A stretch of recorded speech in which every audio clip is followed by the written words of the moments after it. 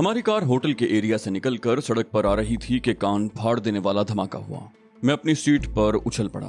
Steering पर रत्ना की गिरफ्त भी ढीली पड़ गई और कार लहरा गई, मगर रत्ना ने उसे फौरन ही संभाल लिया। मैंने मुड़कर देखा, हमारी जीप के परख चिउड़ गए थे और आसपास खड़ी हुई दूसरी कारें भी जद में आ गई थीं, जिनसे आग के शोले उठ रहे थे। उस शख्स का कहीं नामो निशान नजर नहीं आ रहा था जिसने हमारे ताकुब के लिए जीप स्टार्ट करने की कोशिश की थी। होटल में भगदड़ मच गई। चबूतरे पर सजी हुई राग रंग की महफिल भी दरहम बरहम हो गई। लोग बदहवास होकर भागने लगे। मेजें कुर्सियां उलट रही थीं। लोग एक दूसरे पर गिर रहे थे और फजा चीखों से गूंज रही थी। रत्ना ने कार रोक ली। मैं भी उसी तरफ देख रहा था। एक और धमाका हुआ। एक कार का पेट्रोल टैंक फट गया। शोलों में लिपटी हुई कार कई फुट ऊपर उछली और टुकड़े टुकड़े होकर चारों तरफ बिखर गई। जलती हुई कार के कुछ टुकड़े चबूतरे पर लोगों के हुजूम पर गिरे। चीखम धाड़ पहले से ज्यादा हो गई। कई लोग जख्मी भी हुए। मैंने सीट पर संभल कर बैठते हुए कहा, रुको नहीं, कार को आगे बढ़ाओ रत्ना। रत्ना एकदम जैसे होश में आ गई। वो संभल गई और कार एक झटके से आगे बढ़ा दी। उसने मेरी तरफ देखते हुए कहा, यह सब कुछ कैसे हुआ? मैंने कहा, तुम्हें बेला के अल्फाज याद होने चाहिए। मैंने एक बार फिर पीछे मुड़कर देखा। फासला ज्यादा हो जाने से लोगों के शोर की आवाजें कम हो गई थीं, लेकिन शोले दिखाई दे रहे थे। बेला ने कहा था कि अब मुझे जान से मारने की कोशिश की जाएगी। जोधपुर से जयपुर जाने वाले तमाम रास्तों की निगरानी हो रही है। ये दोनों यहाँ बैठे हुए थे। इन्हें हम पर शुबा हो गया था और अपनी मदद के लिए एक तीसरे आदमी को भी बुला लिया। इस दौरान मौका पाकर उन दोनों में से किसी ने हमारी जीप में बम लगा दिया। उसका तार इग्निशन से जोड़ दिया गया होगा ताकि अगर हम उन्हें चकमा देकर भागने की कोशिश करें तो जीप स्टार्ट करने के लिए स्विच घुमाते ही हमारे परख जोड़ जाएं। ये काम उन्होंने उस वक्त किया होगा जब हम कॉटेज में आ चुके थे और गालिबन उनके तीसरे साथी को इसका इल्म नहीं था। उसने जैसे ही जीप स्टार्ट करने की कोशिश की, जोरदार धमाका हुआ और फिर वही कुछ हुआ जो तुम देख चुकी हो। बात खत्म करके मैंने एक बार फिर पीछे मुड़कर देखा। हम तकरीबन 2 मील का फासला तय कर चुके थे, मगर शोले अब भी नजर आ रहे थे। 2-3 मील का फासला और तय हो गया। हम शहर के निवाह में दाखिल हो चुके थे। सड़क के अतराफ में आलीशान कोठियां देखकर मुझे अंदाजा लगाने में दुश्वारी पेश नहीं आई कि मकराना बड़ा शहर था। सामने दूर दूर तक जगमगाती रोशनियां नजर आ रही थी। मैंने एक मोड़ से आगे निकलते ही गाड़ी रुकवा ली। 1 मिनट रुक जाओ, ये शहर में दाखिल होने वाली मरकजी सड़क है, हो सकता है आगे कहीं। मैं जुमला मुकम्मल न कर सका क्योंकि उस वक्त फजा में सायरन की आवाज गूंजने लगी। रत्ना ने कार साइड पर रोक ली। उस तरफ थोड़ा बहुत ट्रैफिक भी था। सड़क पर चलने वाली दूसरी गाड़ियां भी या तो रुक गईं या साइड पर हो गईं। चंद सेकंड के बाद ही सामने किसी मोड़ से पुलिस की एक जीप और फायर ब्रिगेड की 2 गाड़ियां नमूदार हुईं और चीखती धाड़ती हमारे करीब से गुजर गईं। मैंने कहा, मेरा ख्याल है किसी ने होटल से टेलीफोन पर पुलिस और फायर ब्रिगेड को इत्तला दे दी है। मैं सोच रहा था कि ये शहर में दाखिल होने वाली मरकजी सड़क है, हो सकता है आगे कहीं चेकिंग हो रही हो। अब तो ये बात यकीनी हो गई है। कार को बाईं तरफ वाली सड़क पर मोड़ लो। उस वक्त पुलिस की 2 और गाड़ियां सामने से आती हुई दिखाई थी। वो गाड़ियां हमारे करीब से गुजर गईं तो रत्ना ने कार को रिवर्स में ले लिया और बाईं तरफ वाली जेली सड़क पर मोड़ दिया। ये शहर का निवाही रिहायशी इलाका था और गालिबन इस इलाके में दौलतमंदों की रिहाइश थी क्योंकि कोठियां बहुत शानदार और बड़ी बड़ी थी। कहीं कहीं दुकानें भी थीं, लेकिन उस वक्त रात के 12 बजने वाले थे और दुकानें बंद हो चुकी थीं। अलबत्ता एक मोड़ पर एक छोटा सा रेस्टोरेंट खुला था जिसमें चंद ही लोग बैठे हुए थे। हमारे लिए सबसे बड़ा मसला उस वक्त उस कार से निजात हासिल करना और किसी महफूज जगह का बंदोबस्त करना था। राकेश मुझे बता चुका था कि उसने हमारे होटल में पहुंचने के थोड़ी देर बाद बेला को टेलीफोन पर हमारे बारे में इत्तला दे दी थी और बेला फौरन ही जयपुर से रवाना हो गई थी। वो या तो मकराना पहुंच गई होगी और यहाँ पहुंचने वाली होगी। उसने ये बात तकरीबन 1 घंटा पहले बताई थी। अगर उस वक्त तक बेला मकराना नहीं पहुंची थी तो अब पहुंच गई होगी और उसे भी होटल में होने वाले धमाकों और उनसे फैलने वाली तबाही का पता चल गया होगा। उसने ये नतीजा खस करने में देर नहीं लगाई होगी कि वो सब कुछ मेरा किया धरा होगा। हो सकता है वो खुद भी होटल पहुंच गई हो। एक बात बहरहाल तय थी कि कुछ ही देर के बाद पूरे शहर में चेकिंग शुरू हो जाएगी। होटल, सराय, गेस्ट हाउसेज, कोई ऐसी जगह नहीं छोड़ी जाएगी जहां अजनबियों के लिए रिहाइश का बंदोबस्त हो सकता हो। इसलिए जाहिर है हम किसी ऐसी जगह का बंदोबस्त नहीं कर सकते थे और फौरी तौर पर कार से निजात हासिल करना भी जरूरी था। आगे एक बड़ा चौराहा देखकर मैंने रत्ना को कार रोक लेने को कहा। कार को उस गली में मोड़कर रोक लो, हो सकता है आगे चेकिंग शुरू हो गई हो। रत्ना ने कहा, लेकिन हम पैदल जाएंगे कहाँ? वो गली बंगलों के दरमियान थी और उस वक्त सन्नाटा था। रत्ना ने एक जगह कार रोक ली और इंजन बंद कर दिया। हम दोनों आहिस्तगी से दरवाजा खोलकर नीचे उतर आए। चौराहे के अतराफ में कई रेस्तरां थे और वहां खासी रौनक नजर आ रही थी। एक ऊंची बिल्डिंग पर ऊपर से नीचे तक किसी नाइट क्लब का नियॉन साइन भी जगमगा रहा था और वो नाइट क्लब गालिबन उसी बिल्डिंग में वाक़ था। चौराहे पर ट्रैफिक भी रवां था, लेकिन वहां किसी किस्म की चेकिंग नहीं हो रही थी। हम चौराहे पर एक तरफ कदरे तारीकी में खड़े इधर उधर देख रहे थे कि कुछ ही दूर एक बस आकर रुकी और कंडक्टर दरवाजे में खड़े होकर टेशन टेशन चिल्लाने लगा। मेरे ख्याल में उस चौराहे पर स्टेशन जाने वाली कोई सवारी नहीं थी, मगर कंडक्टर बदस्तूर टेशन टेशन चिल्ला रहा था। बस में मुसाफिरों की तादाद ज्यादा नहीं थी। मैंने रत्ना का हाथ पकड़ा और तेज तेज कदम उठाता हुआ बस में सवार हो गया। रत्ना एक ऐसी सीट पर बैठ गई जिस पर खिड़की की तरफ एक अधेड़ उम्र औरत बैठी हुई थी। मैं पीछे की एक सीट पर बैठ गया। हम दोनों में पहले ही तय हो चुका था कि अपने अपने टिकट लेंगे और रेलवे स्टेशन के स्टॉप पर उतरेंगे। बस तकरीबन 2 मिनट तक वहां रुकी रही। पहले से बैठे हुए मुसाफिर ड्राइवर और कंडक्टर को बुरा भला कह रहे थे, मगर मुसाफिरों के चीखने चिल्लाने का उन पर कोई असर नहीं हो रहा था। मेरी बेचैनी बढ़ रही थी। अगर चेकिंग शुरू हो गई तो बसों को भी नहीं बख्शा जाएगा। ऐसे मामलात में रेलवे स्टेशनों पर अगरचे सबसे पहले और सबसे ज्यादा तवज्जो दी जाती थी, लेकिन ये एक ऐसी जगह थी जिसके आसपास हम जैसे लोगों को पनाह मिल सकती थी। रेलवे स्टेशन ज्यादा दूर नहीं था। बस तकरीबन 20 मिनट में वहां पहुंच गई और फिर पता चला कि जयपुर से कोई ट्रेन आने वाली थी जो 3 घंटे लेट थी। हमने प्लेटफॉर्म पर या मुसाफिर खाने में जाने की हिमाकत नहीं की। बस स्टॉप से जरा आगे तांगा स्टैंड था। मैं बस से उतरकर इधर उधर देख रहा था कि तेज रफ्तारी से आने वाली पुलिस की एक गाड़ी हमसे चंद गज आगे रुक गई और उस गाड़ी से जो लोग उतरे उन्हें देखकर मैं कांप उठा। वो ब्लैक कैट्स के कमांडोज थे। उनकी तादाद 6 थी। काली पतलून, काली शर्ट और सरों पर काले रुमाल बांधे हुए थे जिनकी गिरहें पीछे की तरफ थीं। ये ब्लैक कैट्स कमांडोज की वर्दी थी। उन सबके हाथ में खतरनाक किस्म की सब मशीन गन्ने थीं। वो जीप से उतरकर स्टेशन के मरकजी गेट की तरफ दौड़े। मैं समझ गया कि खेल शुरू हो चुका है। बस से उतरने वाले और पहले से खड़े हुए लोग मुतवहश नजरों से ब्लैक कैट्स को देख रहे थे। एक आदमी ने अपने साथी से कहा, अब यहाँ से फूट लो भैया, कोई गड़बड़ होने वाली है। वो दोनों हमारे साथ बस से उतरे थे, लेकिन किसी गड़बड़ का एहसास होने पर दोबारा बस में बैठ गए। बस भी फौरन ही हरकत में आ गई और कुछ और लोग भी बस की तरफ लप गए। इस सूरत हाल से मुझे अंदाजा लगाने में दुश्वारी पेश न आई कि ब्लैक कैट्स ने खासी दहशत फैला रखी थी।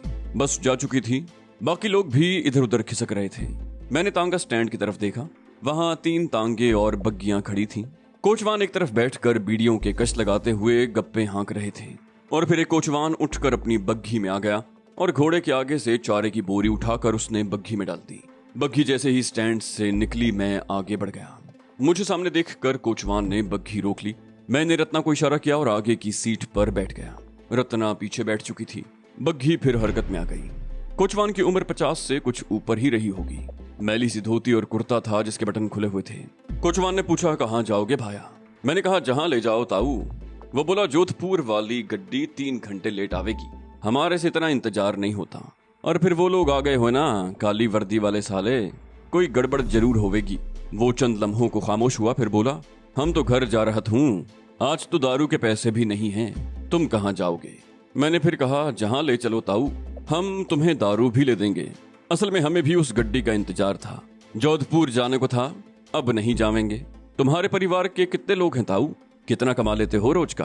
कोचवान ने कहा, परिवार तो उनका होता है जिनका कोई हो। मेरे 2 बेटे थे, दोनों मुझे छोड़कर बंबई चले गए हीरो बनने। साले अब वहां मजदूरी करते हैं। पत्नी ने जिंदगी भर साथ दिया, लेकिन 1 साल पहले वो भी स्वर्ग में चली गई। अब मैं अकेला हूँ, इस घोड़े के साथ एक खोली में रहता हूँ। पर तुम लोग कौन हो? कहाँ जाओगे? मैंने कहा, हम भी तुम्हारी तरह दुखी हैं ताऊ। हमने अपनी पसंद की शादी की है। मेरे पिता ने हमें घर से निकाल दिया। हम जोधपुर मामा के पास जा रहे थे, मगर गड्डी लेट हो गई और काली वर्दी वाले भी आ गए। हमने सोचा ये हमें भी सतावेंगे, इसलिए स्टेशन से वापस आ गए। अब सोचूं हूँ रात कहाँ गुजारेंगे। कोचवान ने मेरी तरफ देखते हुए कहा, जी छोटा क्यों करते हो, मैं जो हूं ना तुम्हारा ताऊ। मुझे याद आ गया, जब मैंने तुम्हारी चाची से अपनी मर्जी से ब्याह किया था तो मेरे पिता ने भी मुझे घर से निकाल दिया था। हम जयपुर में थे, धक्के खाते हुए यहाँ आ गए और मैंने बग्घी चलानी शुरू कर दी। बड़ी भागवान थी तुम्हारी चाची। मैं दिल ही दिल में मुस्कुरा दिया। उसने भी मुझसे एक रिश्ता जोड़ लिया था और हमारा काम बन गया था। मैंने कहा, बड़ी मेहरबानी ताऊ, तुम्हारा शुक्रिया। उसने मेरी बात काटते हुए कहा, अरे ताऊ भी कहते हो और शुक्रिया भी कहते हो। मैंने कहा, मैं तुम्हारा भतीजा हूं ना ताऊ, तो यूं करो। मैंने जेब से 100 रुपए का एक नोट निकाल कर उसकी मुट्ठी में दबा दिया। कहा, रास्ते में अपने लिए दारू ले लेना और इनकार मत करना, ये रुपए रख लो। ताऊ ने 100 का नोट मुट्ठी में दबा लिया और फिर एक शराब खाने के सामने बग्घी रोक कर दौड़ता हुआ शराब खाने में घुस गया। वापस आया तो उसके हाथ में देसी शराब की बोतल थी और 100 के नोट में से बचे हुए पैसे कुर्ते की अंदर की जेब में डाल रहा था। बग्घी एक बार फिर चल पड़ी। घोड़ा मरियल सा था और बमुश्किल बग्घी को खींच रहा था। सड़कों पर पुलिस की सरगर्मी बढ़ रही थी। कहीं कहीं ब्लैक कैट्स की गाड़ियां भी दौड़ती हुई नजर आ रही थी। मेरे दिल को धड़का सा लगा हुआ था। खदशा था कि किसी जगह हमारी बग्घी को न रोक लिया जाए। बग्घी मुख्तलिफ सड़कों पर होती हुई एक कच्ची आबादी की तरफ निकल आई। आबादी के बाहर एक मंदिर भी था। बग्घी उस मंदिर के करीब से होती हुई पिछली तरफ चली गई। कच्ची आबादी के आवारा कुत्तों ने कुछ दूर तक बग्घी का पीछा किया था, मगर ताऊ की गालियां सुनकर वापस चले गए थे। आबादी से तकरीबन 500 गज दूर 2-3 शिकस्ता सी इमारतें थीं, जिनके तरफ में दरख्त भी थे। ताऊ ने एक टूटी हुई दीवार से अंदर ले जाकर बग्घी रोक ली। यहाँ लिद की बू साफ महसूस हो रही थी। ताऊ के साथ ही हम भी बग्घी से उतर आए। वो हमें लेकर एक और दीवार के पीछे मुड़ गया। उस तरफ लंबा चौड़ा सहन था, जिसके वस्त में गुंजान शाखों वाला एक दरख्त भी नजर आ रहा था। एक तरफ बरामदा था और 2 कमरे थे। यहाँ अंधेरा इतना था कि कुछ दिखाई नहीं दे रहा था। रत्ना ने मेरा हाथ पकड़ लिया। ताऊ ने जेब से चाबियों का गुच्छा निकालकर एक कमरे का ताला खोला और दरवाजा खोलकर अंदर दाखिल हो गया। चंद सेकंड बाद ही दिया सिलाई रोशन हुई और उसके थोड़ी ही देर के बाद कमरे में केरोसिन लैंप की जोरदार रोशनी फैल गई। हम भी कमरे में आ गए। ताऊ ने कहा, लो भाया, तुम लोग यहाँ बैठ जाओ, मैं घोड़े को खोलकर उसे चारा डाल दूं। मैं उस कमरे का जायजा लेने लगा। कमरा खासा बड़ा था। एक तरफ झिलंगा सी चारपाई थी, जिस पर बहुत मैला सा बिस्तर बिछा हुआ था। दूसरी तरफ दीवार के साथ खजूर के पत्तों की चटाई बिछी हुई थी, जिस पर चाय का मग्गा, एक थाली और कुछ और चीजें पड़ी हुई थी। एक दीवार पर लगी हुई खूंटी पर 2-3 पुराने से कपड़े टंगे हुए थे। मैंने रत्ना की तरफ देखा। वो वहशत ज़दा सी नजरों से मेरी तरफ देख रही थी। मैंने मुस्कुराते हुए कंधे उचकाए कहा, मजबूरी है। इस वक्त इससे ज्यादा बेहतर और महफूज जगह मिल भी नहीं सकती। कौन सोच सकता है कि हम यहाँ पनाह लिए हुए होंगे। रत्ना बोली, तुम्हारा ताऊ बिल्कुल ही अकेला तो नहीं होगा। यहाँ बस्ती के लोगों का आना जाना भी होगा। मेरा मतलब है उसके कोई जानने वाले। मैंने कहा, ये बात की बात है। फिलहाल तो हम महफूज जगह पर आ गए हैं, तुम बैठ जाओ। रत्ना चारपाई पर बैठी तो अंदर धंस गई। मैं करीब खड़ा इधर उधर देखता रहा। 15-20 मिनट के बाद ताऊ वापस आ गया। उसके हाथ में शराब की बोतल भी थी। उसने सरसरी सी नजरों से हम दोनों की तरफ देखा और चटाई पर बैठकर बोतल खोलते ही बोला, दारू पियोगे? मैंने कहा, नहीं ताऊ, मैं दारू नहीं पीता। मैं भी उसके साथ चटाई पर बैठ गया। ताऊ ने बोतल मुंह से लगाकर चंद घूंट भरे और फिर अपनी राम कहानी सुनाने लगा। उससे पहले मैंने ताऊ से वादा ले लिया था कि वो हमारे बारे में अपने जानने वालों और बस्ती वालों को कुछ नहीं बताएगा, और उसने बड़े खुलूस से वादा कर लिया था कि वो 2 प्रेमियों को धोखा नहीं देगा। ताऊ ने हमारे बारे में उससे ज्यादा कुछ नहीं पूछा था, जो मैं रास्ते में उसे बता चुका था। वो शराब के घूंट भरता रहा और अपनी राम कहानी सुनाता रहा। अपनी प्रेम कहानी, अपने पिता की ज्यादती की कहानी, औलाद की नाफरमानी की कहानी और जिंदगी की कठिनाइयों की कहानी। रत्ना झिलंगा सी चारपाई में धंसी ऊँघ रही थी। मुझे भी उस बुढ़े की कहानी से सख्त कोफ्त हो रही थी, लेकिन मैं ये सब कुछ सुनने पर मजबूर था। मेरा ख्याल था कि रात इसी तरह गुजर जाएगी, लेकिन 3 बजे के करीब वो उठ गया। वो शराब की आधी बोतल खाली कर चुका था और हैरत की बात थी कि नशे के आसार दूर दूर तक दिखाई नहीं दे रहे थे। उसने मेरी तरफ देखते हुए कहा, अब तुम सो जाओ, सवेरे बातें करेंगे। मैंने पूछा, तुम कहाँ सोगे ताऊ? बोला, मैं बाहर सो जाऊंगा, तुम मेरी फिक्र न कर भतीजे। उसने झुककर चटाई एक सिरे से पकड़कर उठा ली। उस पर रखी हुई चीजें एक तरफ लुढ़क गईं। इस तरह झटके से चटाई उठाने से धूल भी उड़ी। उसने चटाई बाहर बरामदे में बिछा ली, करीब ही बोतल रख दी और चटाई पर लेट गया। मैं चंद लम्हे उसकी तरफ देखता रहा और फिर आहिस्तगी से अंदर से दरवाजा बंद करके कुंडा चढ़ा दिया।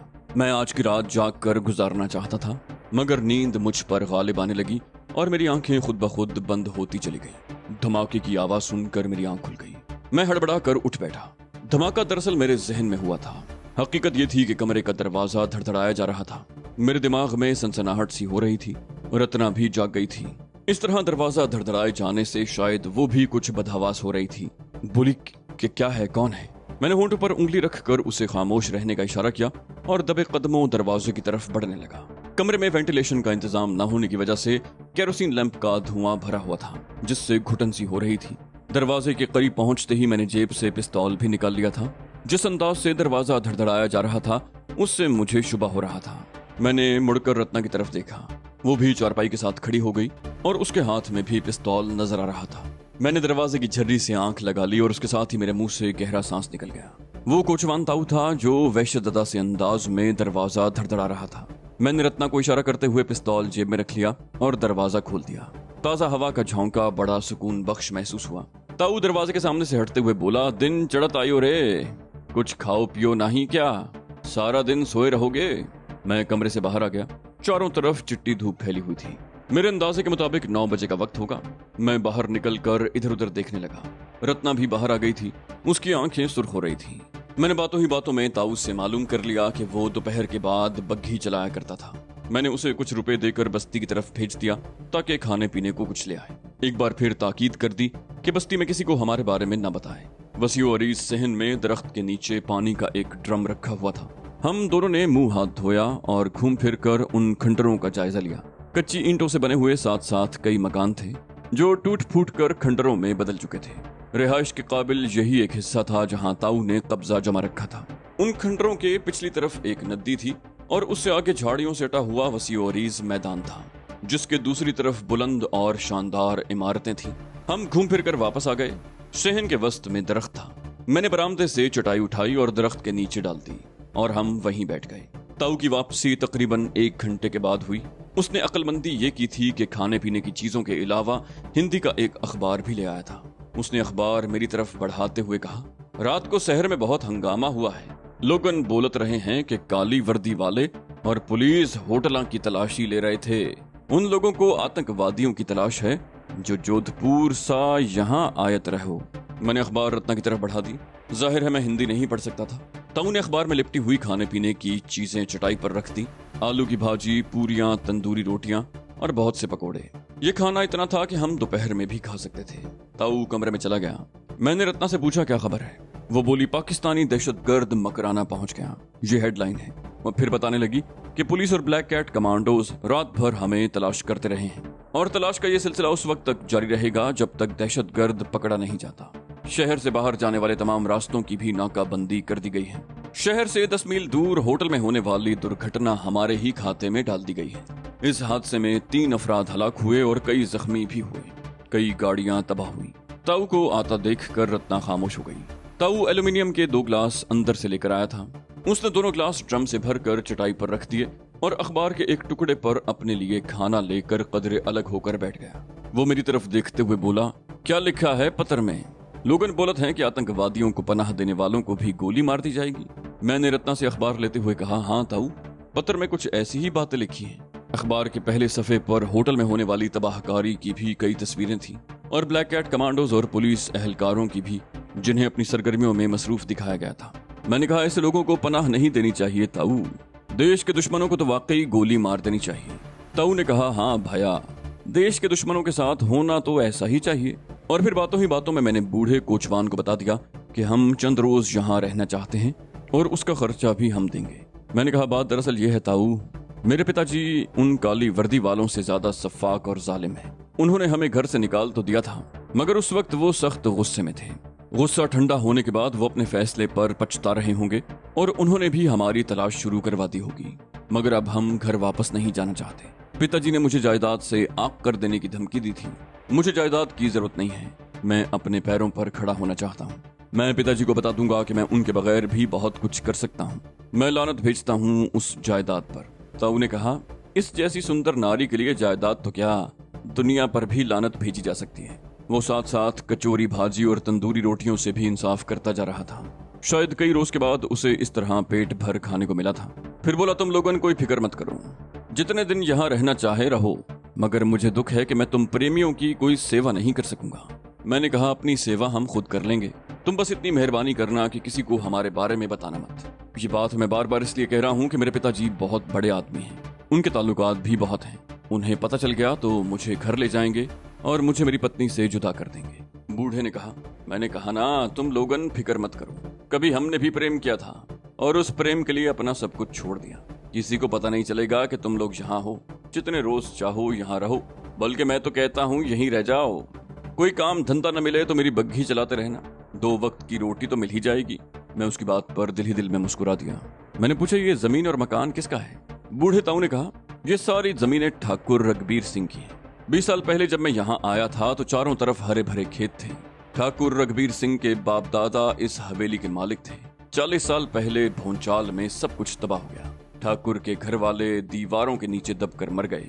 वो अकेला रह गया। 20 साल पहले जब मैं ठाकुर के पास आया तो वो इस कमरे में बीमार पड़ा था। मैंने उसकी बड़ी सेवा की। मरने से पहले एक कोरे कागज पर ये सारे मकान उसने मेरे नाम लिख दिए। बाउंचाल के बाद पता नहीं क्या हुआ कि सारी जमीनें वीरान होने लगी। सारे लोगन उसका साथ छोड़ गए। लोगों ने उसकी जमीनों पर कब्जा कर लिया। ये बस्ती मेरे सामने बनी थी। ठाकुर रघबीर सिंह ने ये हवेली और मकान मुझे दे दिए थे, मगर अब सरकार कहती है कि मैं ये जगह खाली कर दूं। वो कच्ची बस्ती भी खाली कराई जाएगी और ये जमीन किसी को बेच दी जाएगी, जहां बड़े बड़े प्लाजे बनेंगे। खाना खाते हुए हम बातें करते रहे और फिर रत्ना ने बचा हुआ खाना संभाल कर रख दिया। 12 बजे के करीब बूढ़े ने अपने धंधे पर जाने की तैयारी शुरू कर दी। मैंने उसे कुछ रकम दी ताकि वो चादरें, जरूरत की चीजें और रात के लिए खाना ले आए। मैंने उसे ये ताकीद भी कर दी कि वो कोई भी चीज इस बस्ती से न खरीदे। बूढ़ा बग्घी लेकर चला गया। हमारे पास करने के लिए कोई काम नहीं था। हम दरख्त की छांव में चटाई पर बैठे ऐंठते रहे। तकरीबन 1 घंटे तक दरख्त के नीचे बैठे रहे और एक बार फिर घूमकर उन खंडरों का जायजा लिया। ये एक दूसरे से मिले हुए 5-6 मकान थे और राहदारियों के जरिए अंदर ही अंदर एक दूसरे से मिले हुए थे। घूमते फिरते हमने उन खंडरों में एक ऐसी जगह भी तलाश कर ली जहां हंगामी सूरत हाल में छुपा जा सकता था।